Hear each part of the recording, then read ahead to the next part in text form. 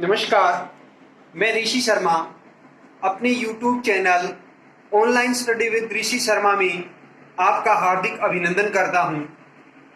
कल हमने समास प्रकरण के अंतर्गत समास की परिभाषा, उसके अर्थ और उसके अंग और समास के कितने भेद हैं और उन भेदों के अंतर्गत हमने अविभाव समास क्या होता है यहां तक कर लिया था।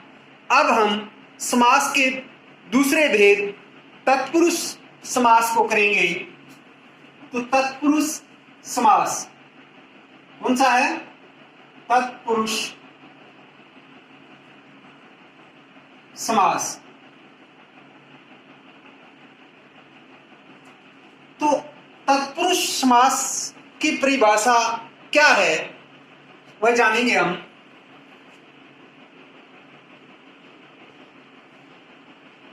तत्पुरुष समास की परिभाषा या लक्षण। तत्पुरुष समास की परिभाषा क्या है या उसका लक्षण क्या है? जिस समास में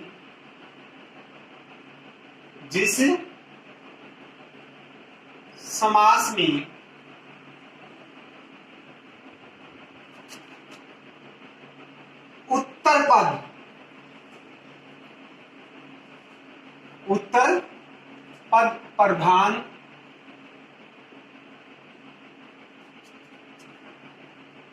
हो एवं पूर्व पद गौण हो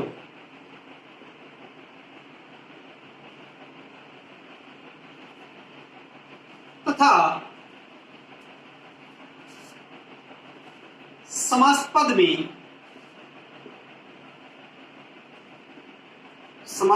में पदों के बीच की विभक्तियों का पदों के बीच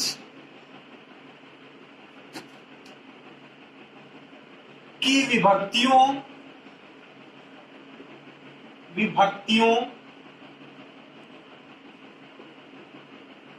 अथवा कारक चिन्हों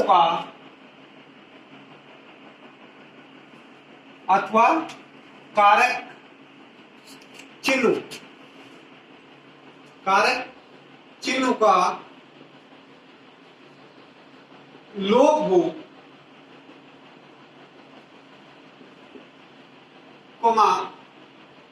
उसे तत्पुरुष समास कहते हैं।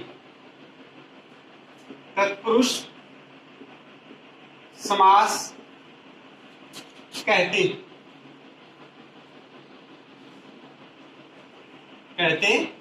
हैं। क्या बता?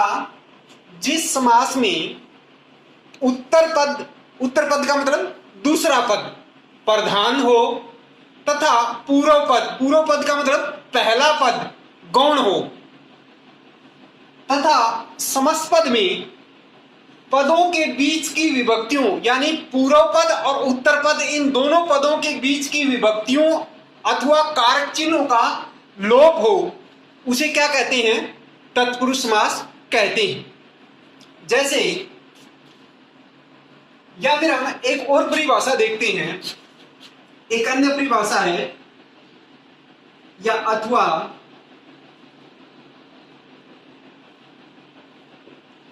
जिस समास में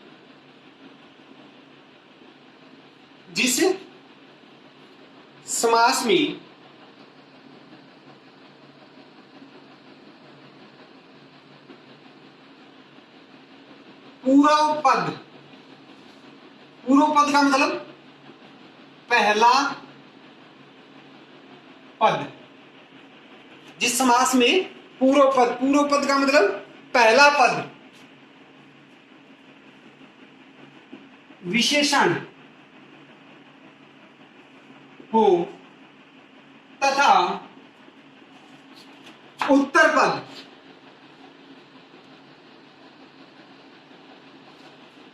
उत्तर पद का मतलब दूसरा पद।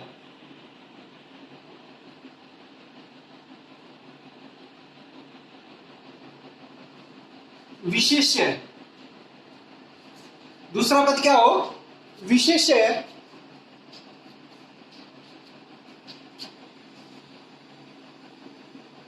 होने के कारण, विशेष्य होने के कारण क्या हो? दूसरा पद विशेष्य होने के कारण प्रधान हो।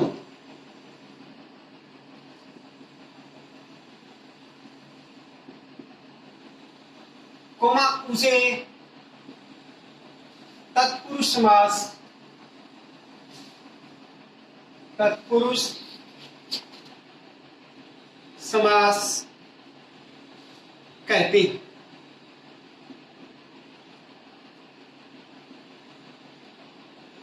क्या बता दूसरी परिभाषा? जिस समास में पूर्व पद यानी पहला पद विशेषण हो तथा उत्तर पद यानी बाद वाला दूसरा पद विशेष्य होने के कारण प्रधान हो, उसे क्या कहते हैं? तत्पुरुष समास कहते हैं। यानी तत्पुरुष समास में उत्तर पद दूसरा पद प्रधान होता है। जैसे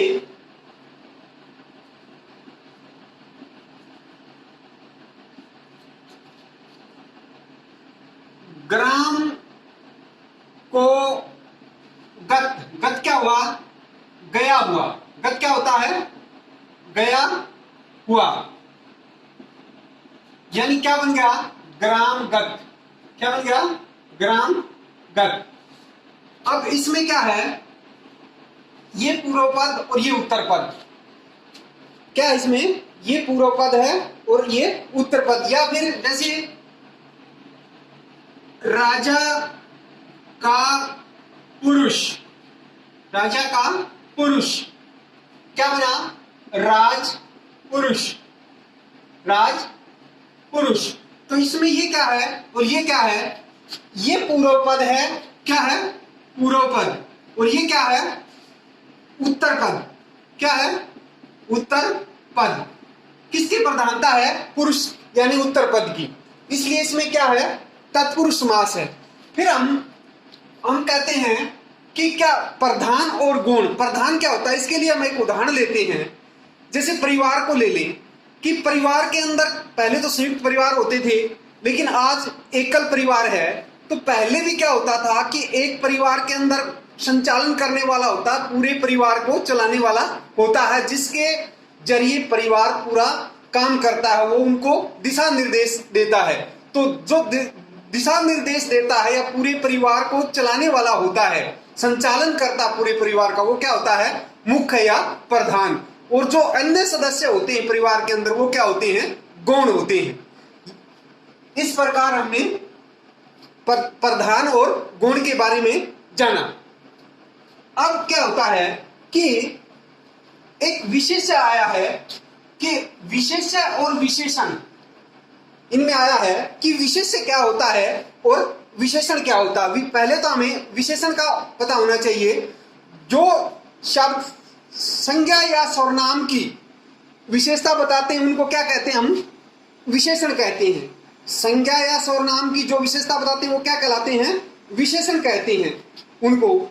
और विशेषण शब्द जिन संज्ञा या सर्वनाम शब्दों की विशेषता बताते हैं वो क्या कहलाते हैं? विशेष्य कहलाते हैं। विशेषण शब्द जिन संज्ञा या सर्वनाम शब्दों की, जिन संज्ञा या सर्वनाम शब्दों की विशेषता बताते हैं वे क्या कहलाते हैं? विशेष्य कहलाते हैं। जैसे एक उदाहरण लेके मान लिया, एक उदाहरण के तौर पे हम ले लेते हैं कि बालक, जैसे बालक बहुत सुंदर है। ये विशेष्य और विशेषण बार बार आएंगे तत्पुरुष समास में। या फिर उपमान और उपमेय, उपमान और उपमेय का हमने अलंकार प्रकरण के अंतर्गत पढ़ लिया है। लेकिन ये क्या है कि हमने लिखा है कि जो शब्द संज्ञा या सर्वनाम की विशेषता बताते हैं वो क्या कहलाते हैं? विशेषण। तो संज्ञा या सर्वनाम, यहां बालक क्या है और इसकी विशेषता किसने बताई है? इसने। तो इस सुंदर क्या है और बालक क्या है और बहुत बहुत को छोड़ो, एक बार हमने विशेषण और विशेष्य क्या होते हैं कि यहां हो गया बालक क्या हो गया? विशेष्य के रूप में। बालक क्या हो गया? विशेष्य के रूप में। और विशेषण क्या है? सुंदर।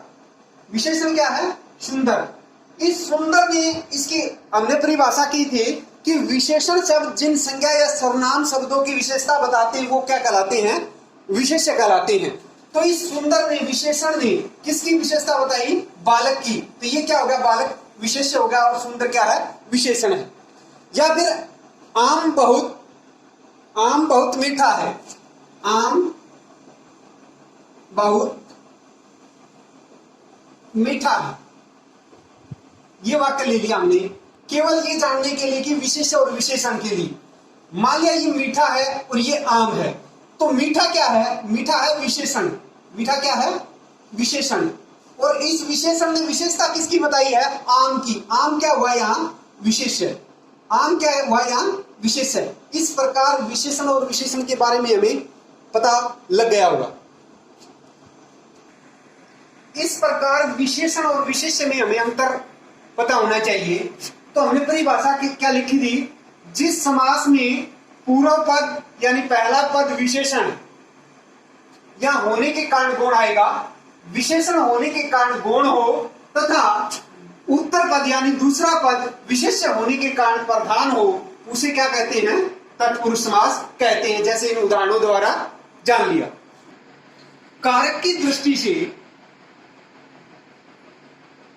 कारक की दृष्टि से तत्पुरुष समास के, तत्पुरुष समास के 6 उपभेद होते हैं।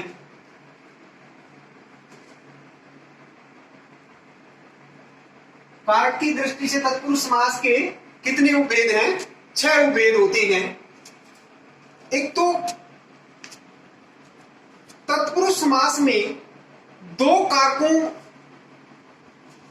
तत्पुरुष कारक की दृष्टि से तत्पुरुष समास के कितने उपभेद हैं? 6 भेद। लेकिन तत्पुरुष समास में दो कारकों की विभक्ति चिन्हों का प्रयोग नहीं होता। एक तो कर्ता और एक संबोधन। पहला है यहां कर्म कारक, कर्म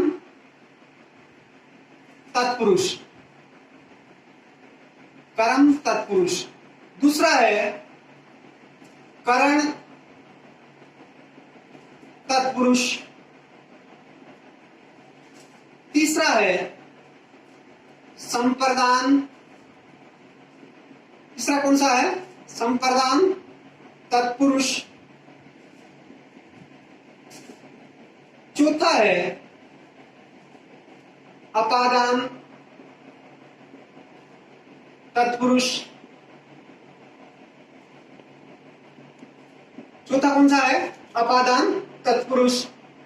पांचवा है संबंध तत्पुरुष।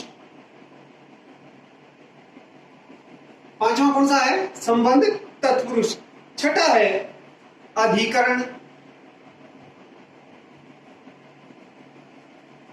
तत्पुरुष। इनके अतिरिक्त या अलावा, इनके अतिरिक्त तत्पुरुष समास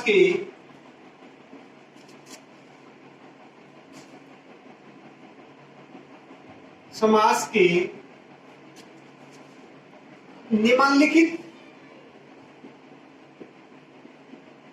तत्पुरुष समास के निम्नलिखित उपभेद भी होते हैं।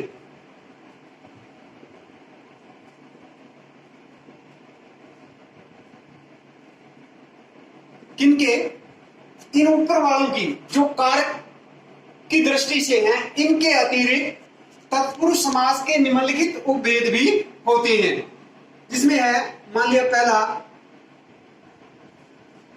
न तत्पुरुष, दूसरा है अलूक तत्पुरुष, अलूक तत्पुरुष, तीसरा है उपपद तत्पुरुष, उपपद तत्पुरुष,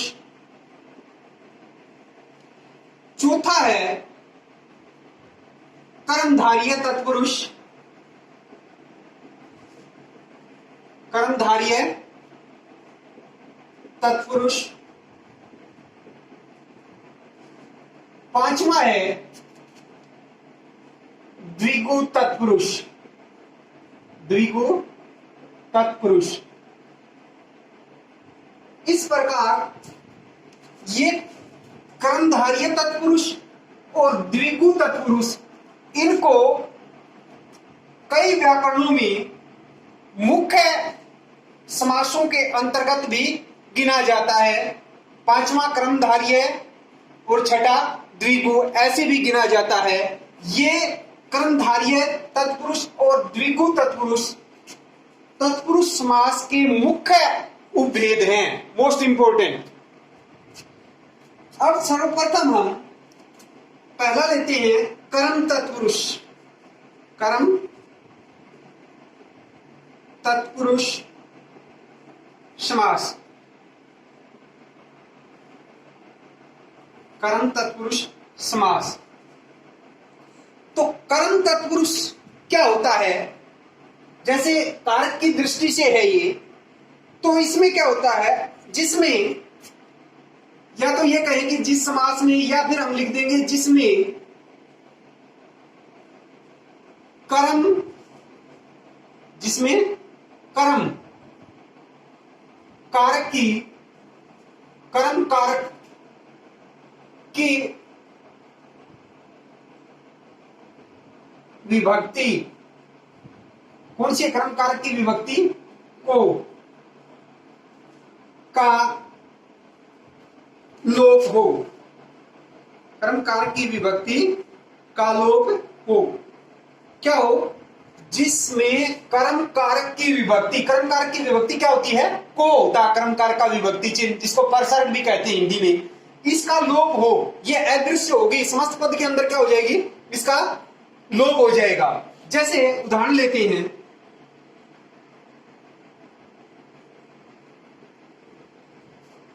शरण को आगत, शरण को आगत, तो जब हमने बनाया तो यहां विभक्ति चिन्ह का लोप हो जाएगा। जब समास बनाया, समास प्रक्रिया की पूरी, तो क्या बन जाएगा, शरणागत, शरणागत, क्या बना, शरणागत। कारक प्रकरण का चैप्टर, कारक प्रकरण विषय हमने पहले वाली वीडियो में कर लिया है। उसके क्या क्या चिन्ह होते हैं और कौन कौन से कारक हैं, यह हमने पहले जान लिया है। जैसे हम कर्म तत्पुरुष के और उदाहरण लेते हैं, मरण को आसन, मरण को आसन, यानी आसन क्या होता है, पहुंचा हुआ, पहुंचा हुआ, आसन क्या होता है, पहुंचा हुआ, तो क्या बनेगा, मरणासन, मरणासन, क्या बन गया समस्त पद, मरणासन। ये जो कारक की दृष्टि से जो भेद हैं, इनके नाम विभक्तियों के आधार पर ही रखे हुए हैं। जैसे कर्म तत्पुरुष, कर्ण तत्पुरुष, ये विभक्तियों के आधार पर ही रखे हुए हैं। और उदाहरण लेते हैं हम, यश को प्राप्त, यश को प्राप्त, तो जब इसका समस्त पद बनाएंगे तो इसका विभक्ति को, विभक्ति चिन्ह का लोप हो जाएगा, क्या हो जाएगा, यश प्राप्त, यश प्राप्त, क्या बनेगा, यश प्राप्त। फिर है एक और लेते हैं, परलोक गमन, परलोक को गमन, परलोक को गमन। तो क्या बनेगा इसका? परलोक गमन। गमन का मतलब गया हुआ, परलोक गमन। गमन का क्या है? गया हुआ। और लेंगे हम, जैसे कार्यालय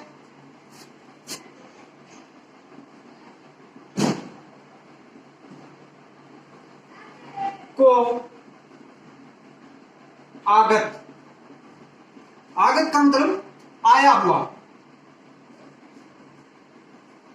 आया हुआ। आगत का मतलब आया हुआ। तो क्या बनेगा इसका समस्त पद? विभक्ति चिन्ह का को का लोप हो जाएगा, हट जाएगी विभक्ति। तो क्या बनेगा? कार्यालयगत,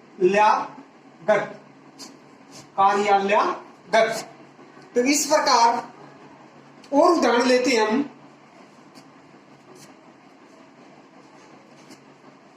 जैसे सुख को प्राप्त, सुख को प्राप्त। तो क्या होगा? सुख प्राप्त। क्या होगा? सुख प्राप्त। इस प्रकार कुछ उदाहरणों द्वारा हमें कर्म तत्पुरुष समास को पढ़ा। इसके बाद दूसरा है करण तत्पुरुष समास। करण तत्पुरुष समास, इसकी परिभाषा क्या होगी? जिसमें या जिस समास में, चाहे तो जिसमें लिख दें हम, या फिर जिस समास में जिसमें करण कारक की, करण कारक की विभक्ति, जिसमें करण कारक की विभक्ति, विभक्ति कौन सी है? कर्ण कारक का विभक्ति चिन्ह से या फिर के द्वारा, के द्वारा कर्ण कारक की विभक्ति का लोप हो, लोप हो, उसको क्या कहते हैं हम? कर्ण तत्पुरुष समास।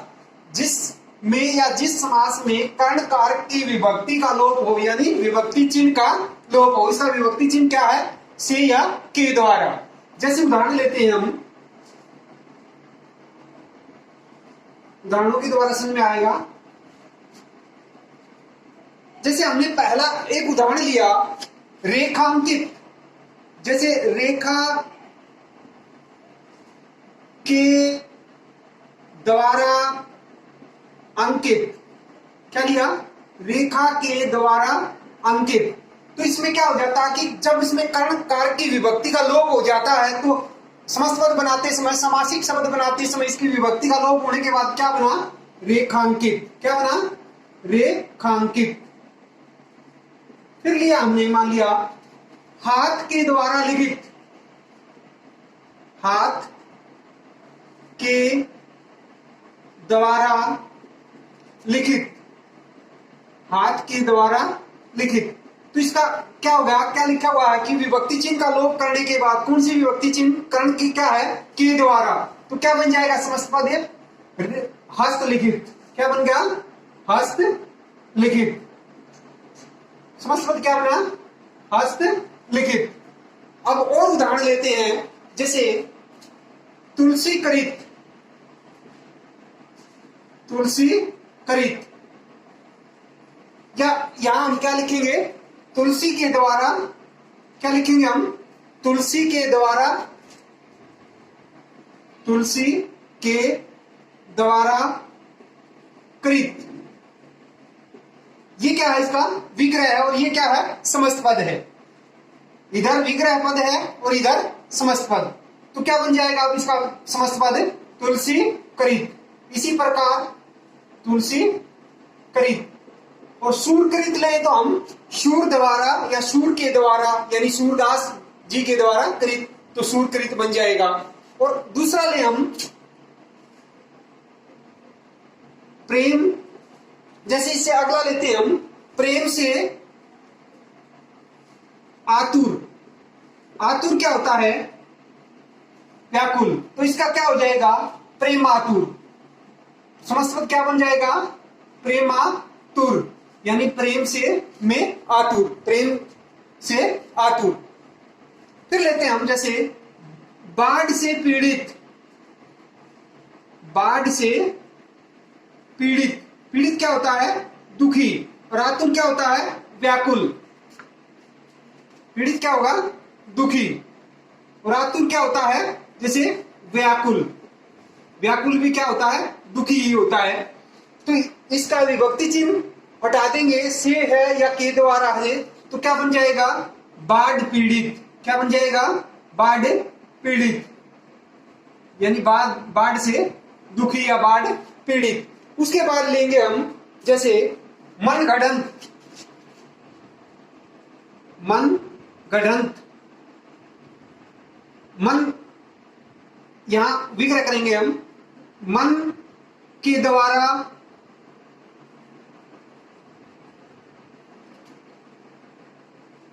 गढ़ी या गढ़ा हुआ, गढ़ी हुई, तो क्या होगी? मन के द्वारा गढ़ी हुई बात होती है ना, जिसे मन गढ़ंत बात बोलते हैं, तो क्या होगा? मन गढ़ंत। मन गढ़ंत क्या समास पद बना? मन गढ़ंत। कारक की दृष्टि से तत्पुरुष का तीसरा भेद है संप्रदान तत्पुरुष, संप्रदान तत्पुरुष समास। इसकी परिभाषा क्या होगी? किसे कहेंगे संप्रदान तत्पुरुष? जिसमें या जिस समास में, जिसमें संप्रदान कारक की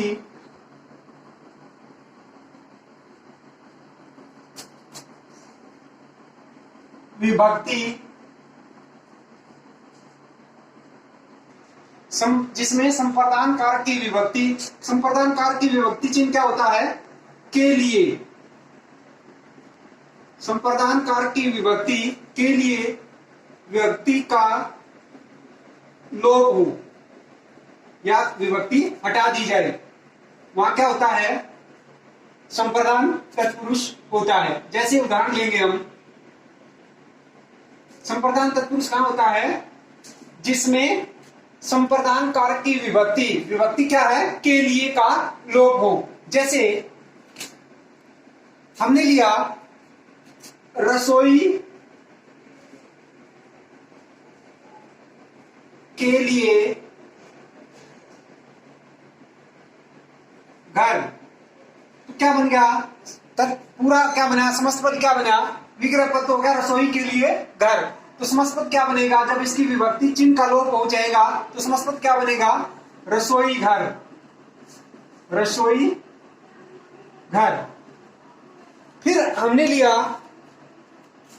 हवन के लिए सामग्री, हवन के लिए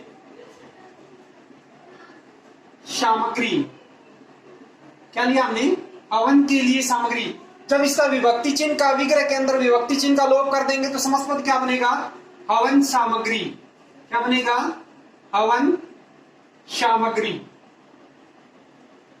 हवन के लिए सामग्री क्या बनेगा? हवन सामग्री। फिर हम लेंगे प्रयोग के लिए शाला,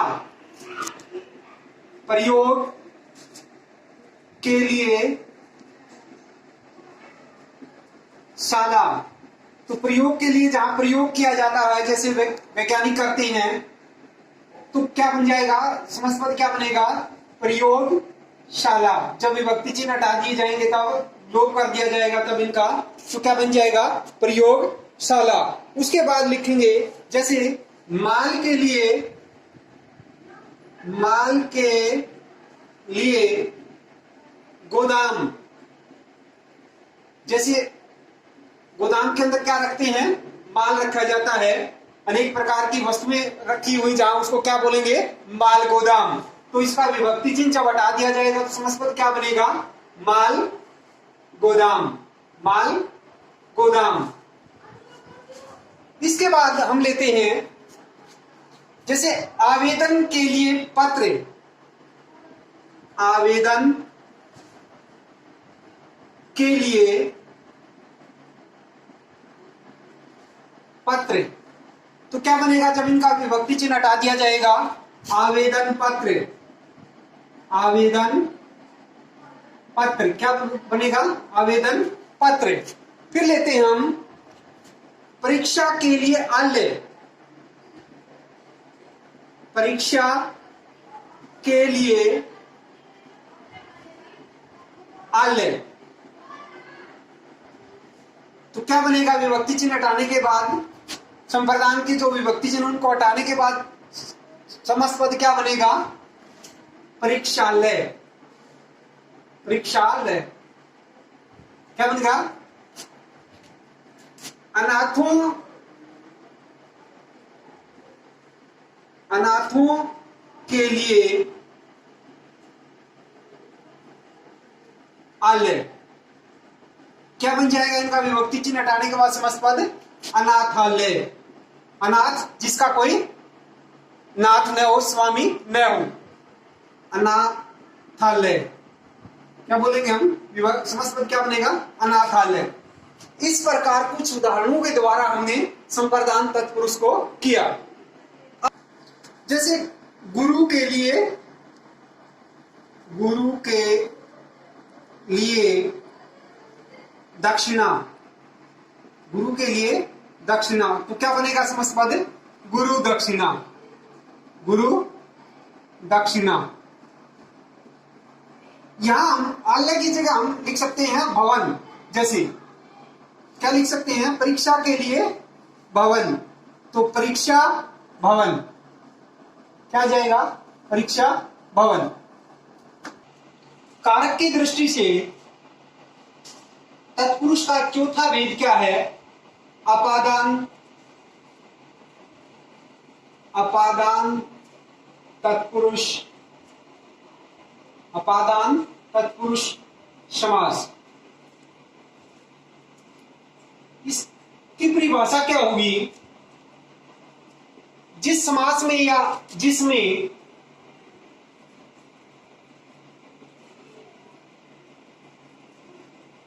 अपादान, जिसमें अपादान कारक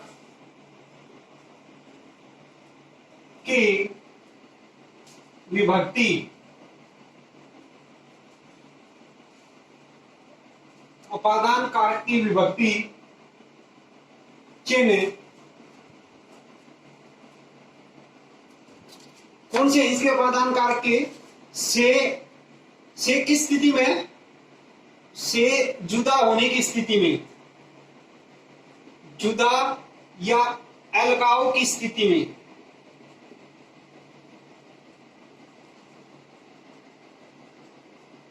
अलगाव की स्थिति में, से किस स्थिति में, अलगाव की स्थिति में, जिसमें अपादान कारक की विभक्ति या विभक्ति चिन्ह कौन सा, से जुदा या अलगाव की स्थिति में, जुदा होने की स्थिति में या अलग या पृथक होने की स्थिति में विभक्ति का लोप हो,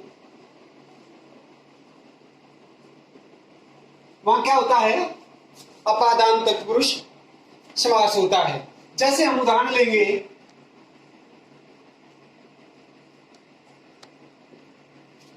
ऋण से मुक्त, ऋण से मुक्त क्या बनेगा, जब इसका विभक्ति चिन्ह हटा देंगे हम, क्योंकि परिभाषा क्या कहती है, जब इसका विभक्ति चिन्ह अपादान कारक की विभक्ति चिन्ह का लोप हो जाता है तो समास पद क्या बनेगा, ऋण मुक्त, क्या बनेगा, ऋण मुक्त। फिर हमने लिया रोग से ग्रस्त,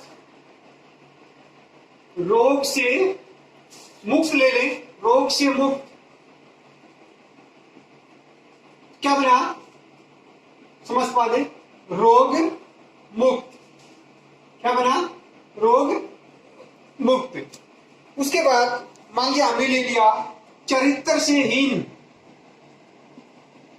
चरित्र से हीन तो क्या बना इसका समस्त पद विभक्ति चिन्ह हटाने के बाद चरित्रहीन। क्या बना चरित्रहीन। जिसका चरित्र अच्छा ना हो वो चरित्रहीन होता है। उसके बाद है क्या लेंगे हम जैसे पथ से भ्रष्ट। पथ से भ्रष्ट क्या होगा बनेगा समस्त पद पथ भ्रष्ट। पथ भ्रष्ट पथ होता रास्ता भ्रष्ट माने भटका हुआ। आगे लेंगे हम जैसे जाति से च्युत। जाति से च्युत तो क्या बनेगा इसका समस्त पद जाति च्युत। क्या बनेगा जाति च्युत यानी जाति से निकाला हुआ हटाया हुआ। अब जैसे पद इसी तरह का पद से च्युत तो क्या बनेगा पद च्युत।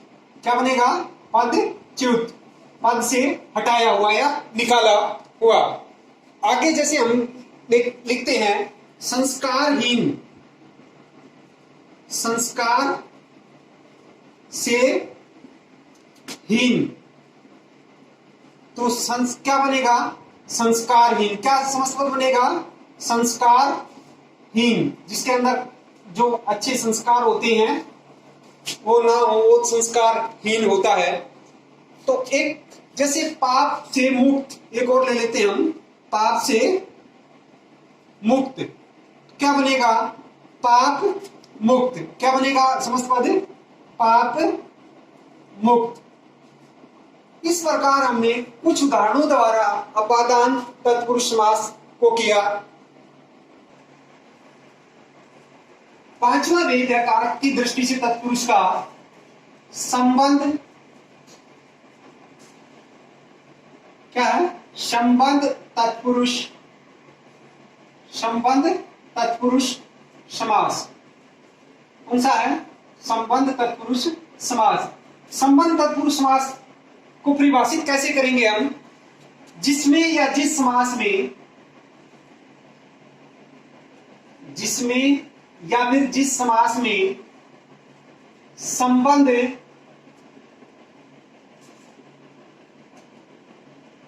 कारक के विभक्ति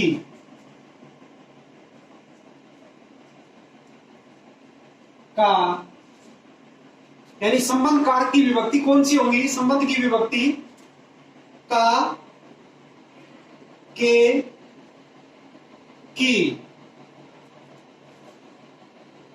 इन चिन्हों का इन विभक्ति चिन्हों का इन विभक्ति चिन्हों का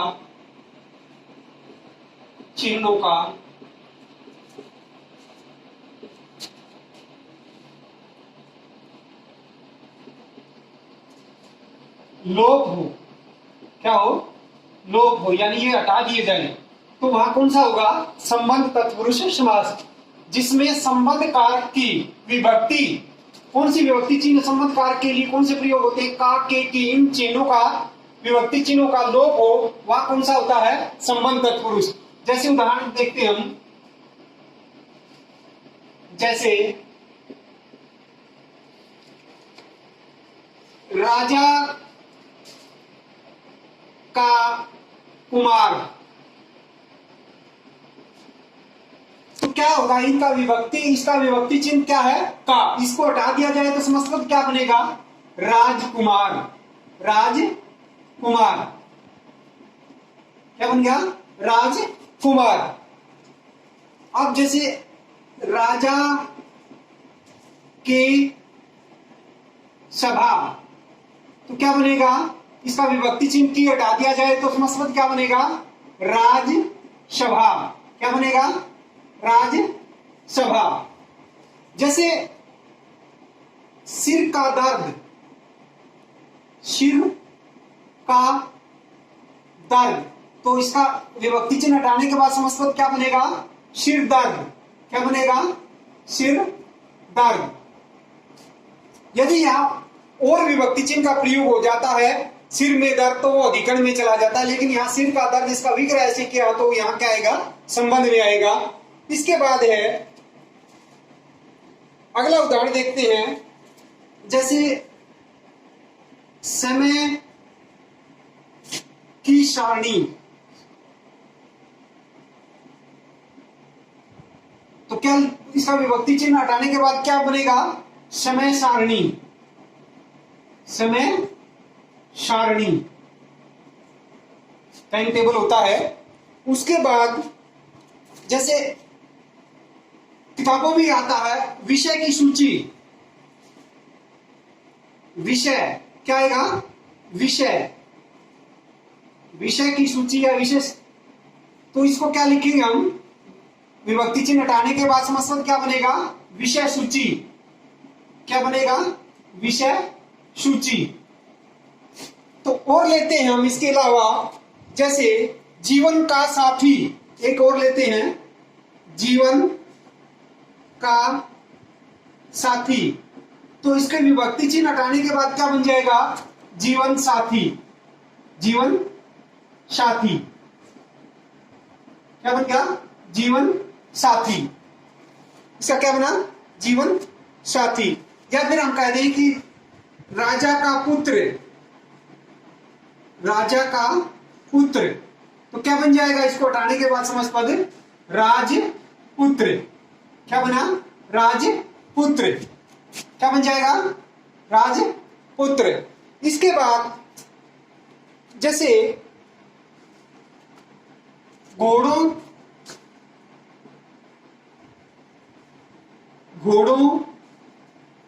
की गाड़ी। घोड़ा गाड़ी। क्या बन गया? घोड़ा गाड़ी। घोड़ों की गाड़ी को क्या बोलेंगे? घोड़ा गाड़ी। बैलों की गाड़ी होगी तो क्या बोलेंगे? बैल गाड़ी। इस प्रकार हमने कुछ उदाहरणों द्वारा संबंध तत्पुरुष क्या होता है इसके बारे में पढ़ा। कारक की दृष्टि से तत्पुरुष का छठा भेद क्या है? अधिकरण। अधिकरण तत्पुरुष। अधिकरण तत्पुरुष समास। अधिकरण तत्पुरुष समास। तो इस अधिकरण तत्पुरुष को किस प्रकार परिभाषित करेंगे? हम क्या कहेंगे कि जिस समास में या जिस समास में अधिकरण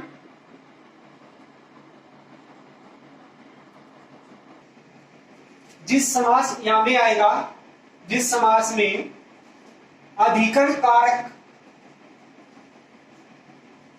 की विभक्ति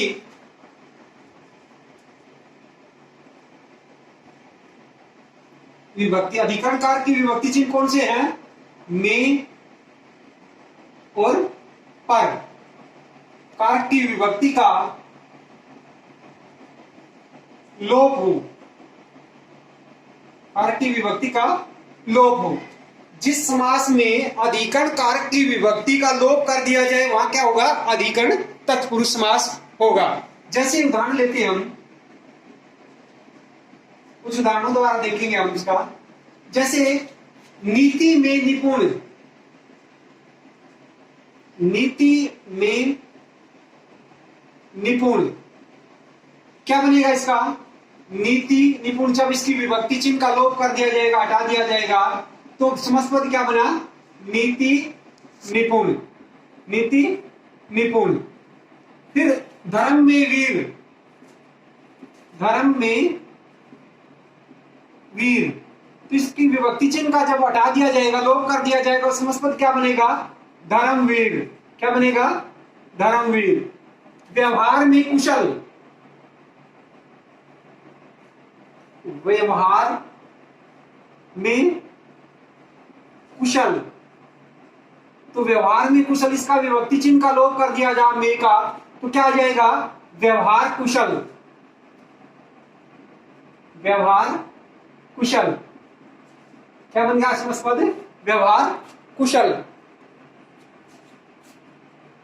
शोक में मगन, शोक में, शोक क्या होता है? दुख, मगन मैंने डूबा हुआ, शोक में मगन, तो क्या बनेगा इसका समास पद? शोक मगन, शोक मगन, शोक में डूबा हुआ यानी शोक मगन। फिर है कानों में, कानों में फुसफुसाहट, फुसफुसाहट, जैसे काना फूसी होती है ना, तो क्या कहेंगे हम? काना फूसी। जब कानों में फुसफुस जो कुछ का कहते हैं ना कान में बात, तो उसको क्या कहेंगे? ये काना फूसी। उसका विग्रह क्या होगा? समस्त पद बन गया कानों, विग्रह पद है कानों में फुसफुसाहट, इसका विभक्ति चिन्ह लोप करने के बाद समस्त पद क्या बना? काना फूसी। उसके बाद है सब में श्रेष्ठ, सब में श्रेष्ठ, तो क्या बनेगा इसका? सर्वश्रेष्ठ, सर्वश्रेष्ठ। सब में श्रेष्ठ का समस्त पद क्या बनेगा? सर्वश्रेष्ठ। इस प्रकार कुछ उदाहरणों द्वारा हमने अधिकरण तत्पुरुष को समझा।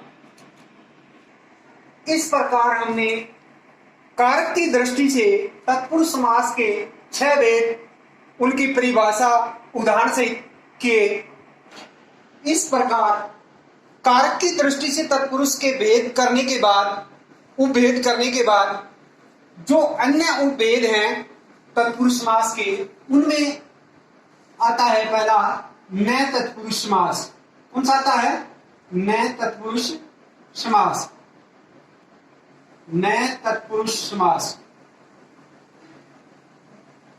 नए तत्पुरुष समास को परिभाषित कैसे करेंगे? इसकी परिभाषा कैसे देंगे? जिस समास में, जिस समास में पूरा पद, पूर्व पद का मतलब पहला पद, पहला पद क्या हो? निषेधात्मक हो, निषेधात्मक,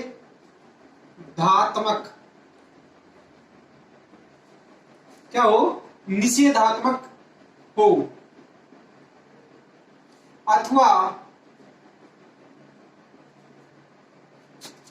निषेध का बोध कराता हो, निषेध अर्थ का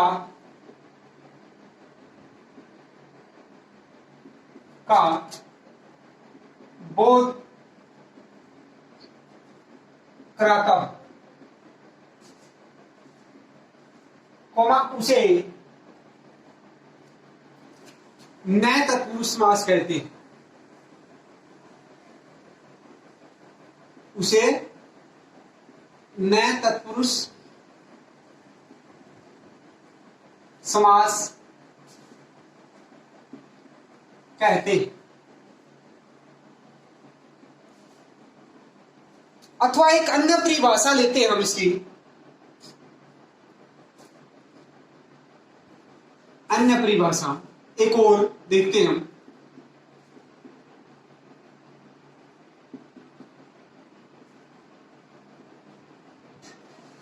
क्या होगी अन्य परिभाषा? जिस समास में, किसमें? जिस समास में अभाव अथवा निषेध, जिस समास में अभाव अथवा निषेध अर्थ को, निषेध अर्थ को प्रकट करने के लिए, प्रकट करने के लिए क्या बोला? जिस समास में अभाव अथवा निषेध अर्थ को प्रकट करने के लिए व्यंजन से पूर्व, व्यंजन से पहले यानी पूर्व, व्यंजन से पहले या पूर्व क्या अस्वर तथा स्वर, व्यंजन से पूर्व या पहले तथा स्वर से पूर्व, स्वर से पूर्व, पूर्व का मतलब पहले, अन, क्या? अन, यानी व्यंजन से पहले तो क्या है? अस्वर तथा स्वर से पूर्व या पहले क्या है? अन लगाकर, ये क्या है? अ और अन ये उपसर्ग है, लगाकर जो समास, यानी अ किसे? व्यंजन से पहले तो अ और स्वर से पहले अन लगाकर जो समास बनाया जाता है, बनाया जाता है, कौमा उसे न तत्पुरुष समास कहते हैं, उसे न तत्पुरुष समास कहते हैं। क्या कहते हैं उसे? जैसे हमने दो परिभाषा देख ली, जिस समास में पूर्व पद या पहला पद निषेधात्मक हो अथवा निषेध अर्थ का बोध कराता हो, उसे क्या कहते हैं? नए तत्पुरुष समास। या फिर एक अन्य परिभाषा देखी, जिस समास में अभाव अथवा निषेध अर्थ को प्रकट करने के लिए व्यंजन से पहले अ तथा स्वर से पूर्व अन लगाकर जो समास बनाया जाता है, उसे क्या कहते हैं? नए तत्पुरुष समास कहते हैं। जैसे उदाहरण लेंगे हम,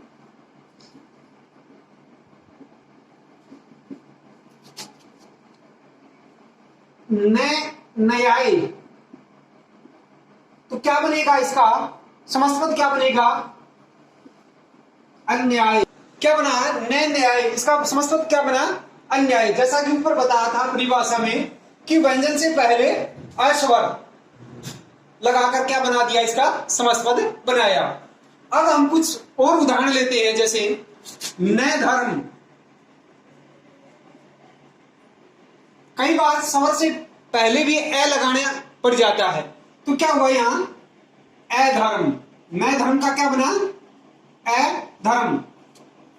क्या बना? अधर्म। फिर न सत्य, क्या? न सत्य, क्या बना? असत्य। क्या बना? असत्य। क्या समस्त क्या बना? असत्य। जैसे न ब्राह्मण, न ब्राह्मण, तो क्या बोलेंगे हम? अब्राह्मण, अब्राह्मण। क्या बनाया? न ब्राह्मण का अब्राह्मण। फिर न एक, न एक, तो क्या बनाया? अनेक। क्या बनाया समस्त? अनेक। ये जरूरी नहीं कि यहां पे स्वर से पहले भी कई बार अस्वर लगा करके इसका समस्त बनाया जाता है। जैसे न उपस्थित, न उपस्थित, तो क्या बना समस्त? अनुपस्थित, अनुपस्थित। क्या बना? अनुपस्थित। फिर हमने आगे लिया न दृश्य, न दृश्य, तो क्या बनेगा? अदृश्य। क्या बनेगा? अदृश्य। क्या हुआ? अदृश्य। फिर न स्थिर, क्या बन दिख रहा हुआ? न स्थिर। क्या बना इसका समस्त पद? अस्थिर। क्या बना? अस्थिर। जैसे और लिया न एकता, क्या बना इसका समस्त पद? अनेकता। क्या बना? अनेकता। फिर है जैसे न ईश्वर, न ईश्वर, तो क्या बना? अनीश्वर, अनीश्वर। फिर क्या बना? और लेते हैं हम, जैसे अनुचित का न उचित, न उचित, क्या बना? अनुचित, क्या बना? अनुचित। फिर हम और लेते हैं इनके अलावा, जैसे नालायक, न लायक, न लायक, तो क्या बनेगा इसका समस्त पद? नालायक, ना लायक। इनके अलावा और लेते हैं हम, जैसे न मुमकिन, न मुमकिन, तो क्या बनेगा समस्त पद? नामुमकिन, नामुमकिन। क्या बनेगा? नामुमकिन। उसके बाद जैसे न वाजिब, न वाजिब, तो इसका क्या बनेगा? गैर वाजिब। क्या बनेगा? गैर वाजिब। न वाजिब का क्या बनेगा? गैर वाजिब। इस प्रकार कुछ उदाहरणों द्वारा हमने इस नए तत्पुरुष समास को किया। इससे अगला उपभेद है अलूक तत्पुरुष। क्या है? अलूक तत्पुरुष, तत्पुरुष समास, अलूक तत्पुरुष समास। तो अलूक तत्पुरुष समास, जैसा कि अ का अर्थ है नहीं और लुक का मतलब है लोप, अर्थात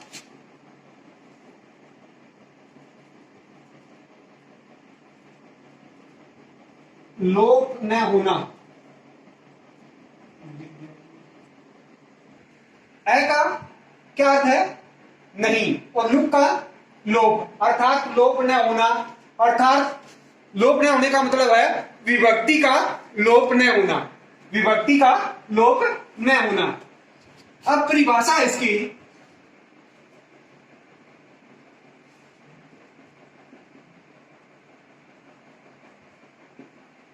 क्या कहेंगे हम?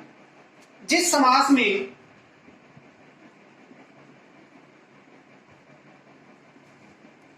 जिस समास में किसका? जिस समास में पदों, पदों क्या क्या होगा? कौन से पदों? पूर्व पद और उत्तर पद। जिस समास में पदों के बीच की विभक्तियों का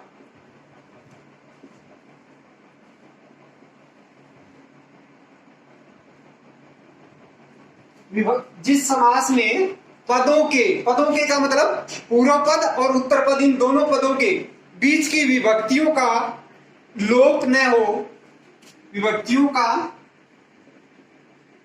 लोप न हो, क्या न हो? लोप न हो, उसे क्या कहते हैं? उसे अलूक तत्पुरुष समास कहते हैं। उसे अलूक तत्पुरुष समास कहते हैं। समास कहते हैं। तो क्या हुआ इसकी परिभाषा? जिस समास में पदों, कौन से पदों? पूर्व पद और उत्तर पद, इन दोनों पदों के बीच की विभक्तियों का लोप न हो, यानी विभक्तियां एज इट इज रहें, बनी रहें, हटाई न जाएं, वहां कौन सा समास होता है? अलूक तत्पुरुष समास होता है। इस समास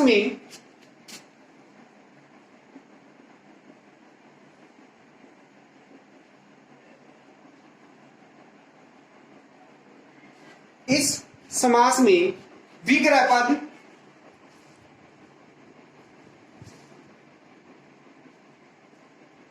इस समास में विग्रह पद तथा समस्त पद। इस समास में विग्रह पद तथा समस्त पद समान होते हैं, दोनों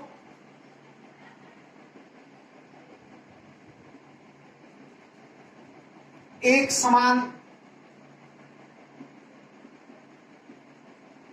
होते। जैसे उदाहरण लेंगे हम, इसके लिए क्या लेंगे, जैसे उदाहरण लेंगे,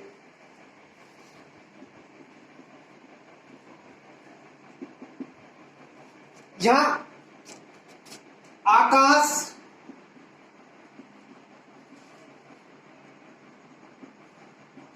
में विचरने वाला, इसको क्या कहेंगे हम, खेचर। खे क्या होता है, आकाश, उचर, विचरने वाला, क्या बनेगा, खेचर। फिर है युद्ध में स्थिर। आकाश में कौन विचरते हैं, पक्षी, और युद्ध में स्थिर क्या बनेगा, युधिष्ठिर।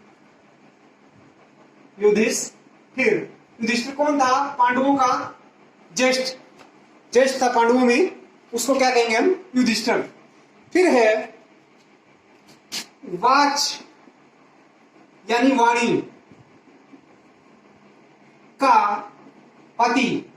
वाणी का पति को क्या कहेंगे हम, वाचस्पति। वाचस्पति क्या कहेंगे हम, वाचस्पति। फिर है जैसे मन में, एक और लेते हैं हम, जैसे मन में उत्पन्न। मन में उत्पन्न को क्या बोलेंगे हम, मनसिज। मनसिज। इस प्रकार अलुप्त तत्पुरुष को हमने इन उदाहरणों के द्वारा जाना। अगला है उपपद तत्पुरुष। उपपद तत्पुरुष समास क्या है, उपपद तत्पुरुष समास। अब उपपद तत्पुरुष समास को परिभाषित कैसे करेंगे, इसकी परिभाषा क्या देंगे, जिस समास में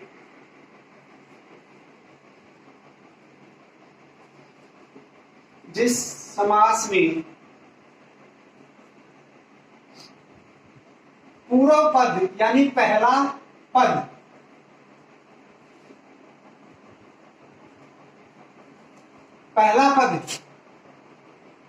कोई, जिसमें पूर्व पद यानी पहला पद कोई संज्ञा शब्द हो,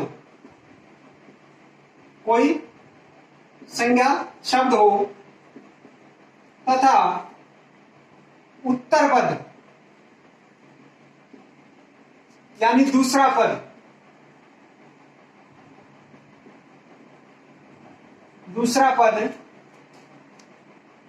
धातु से निष्पन्न, धातु से निष्पन्न, निष्पन्न का मतलब निकला हुआ या बना हुआ। धातु से निष्पन्न, निष्पन्न क्या होता है, निकला हुआ या बना हुआ। निष्पन्न कोई शब्द हो, कोई शब्द हो, यानी पूर्व पद में तो कोई, पहले पद में तो कोई संज्ञा शब्द होगा, लेकिन बाद वाला धातु का मतलब क्रिया वाला पद होगा, जो क्रिया होगी इसके पीछे कोई शब्द हो, कोमा, उसे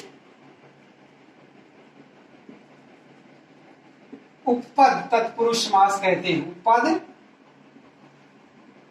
तत्पुरुष समास कहते हैं।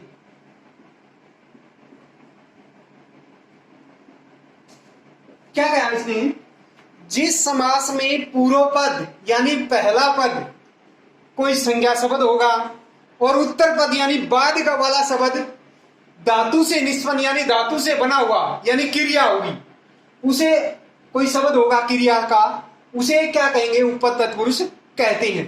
जैसे हम उदाहरण लेंगे,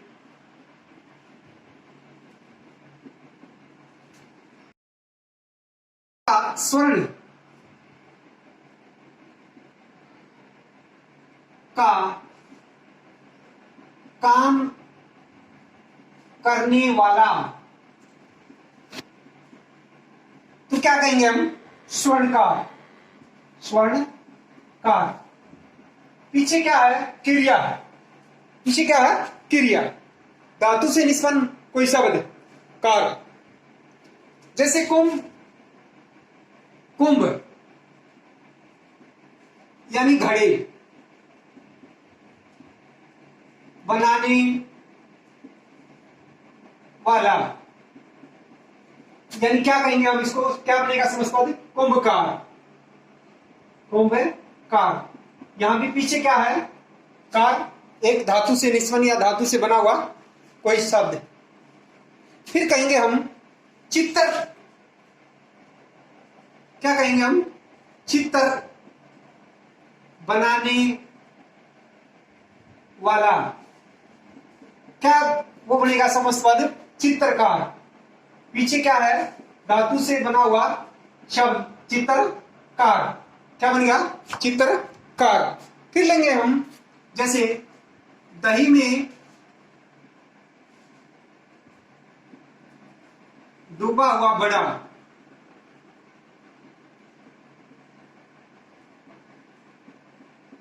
क्या बनेगा? दही बड़ा। दही बड़ा। क्या बनेगा? दही बड़ा। फिर हम लेंगे जैसे गोबर गणेश, गोबर से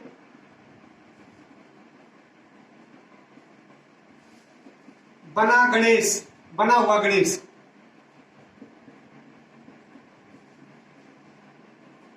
तो गोबर क्या बनेगा? गोबर गणेश। क्या बनेगा? गोबर गणेश। इस प्रकार इन उदाहरणों द्वारा हमने ऊपर तत्पुरुष समास को समझा। इससे आगे जो मुख्य तत्पुरुष समास के उपभेद माने जाते हैं, जिनकी गिनती मुख्य समास के भेदों में होती है, द्विगु और कर्मधारय, उनको हम अगले वीडियो में करेंगे। धन्यवाद।